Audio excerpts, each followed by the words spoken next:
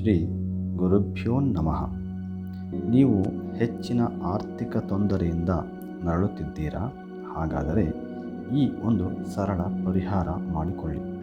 ಶುದ್ಧ ತುಪ್ಪದ ದೀಪವನ್ನು ಹಚ್ಚಿ ವಿಘ್ನೇಶ್ವರನ ಆರಾಧನೆಯನ್ನು ಮಾಡುತ್ತಾ 21 ನಾಮಾವಳಿಗಳಿಂದ 21 ಗರಿಕೆಯ ಜೊತೆಗೆ 21 ಹಳದಿ ಹೂಗಳನ್ನು ಸಮರ್ಪಿಸಿ ಧೂಪ ದೀಪದೊಂದಿಗೆ ಪ್ರಾರ್ಥನೆಯಿಂದ ನೈವೇದ್ಯವನ್ನು ಸಮರ್ಪಿಸಿ, ಜೊತೆಗೆ ಕುಲದೇವರ ಆರಾಧನೆ ಮಾಡುತ್ತಾ 108 ನಾಮಾವಳಿಗಳಿಂದ ಕುಲದೇವರಿಗೆ ಕೆಂಪು ಹೂವನ್ನು ಸಮರ್ಪಣೆ ಮಾಡಿ ಧೂಪ ದೀಪದೊಂದಿಗೆ ಸಂಕಲ್ಪ ಮತ್ತು ಪ್ರಾರ್ಥನೆಯಿಂದ ನೈವೇದ್ಯ ಸಮರ್ಪಿಸಿ.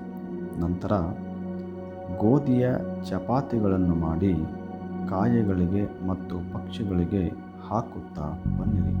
ಹೀಗೆ ಇದನ್ನು ಹಲವು ದಿನಗಳ ಕಾಲ ಮಾಡಬೇಕು. ಮಾಡುತ್ತಾ ಬಂದ ಹಾಗೆ ನಿಮ್ಮ ಆರ್ಥಿಕ ಪರಿಸ್ಥಿತಿಯು ಸುಧಾರಣೆ ಹೊಂದುತ್ತದೆ. ಮನೆಯಲ್ಲಿ ಪೂಜಾ ಜಪಾದಿಗಳನ್ನು 48 ದಿನಗಳ ಕಾಲ ಒಂದು ಮಂಡಲ ಸೂರ್ಯೋದಯದೊಳಗಾಗಿ ಮಾಡಿ ಮುಗಿಸಬೇಕು.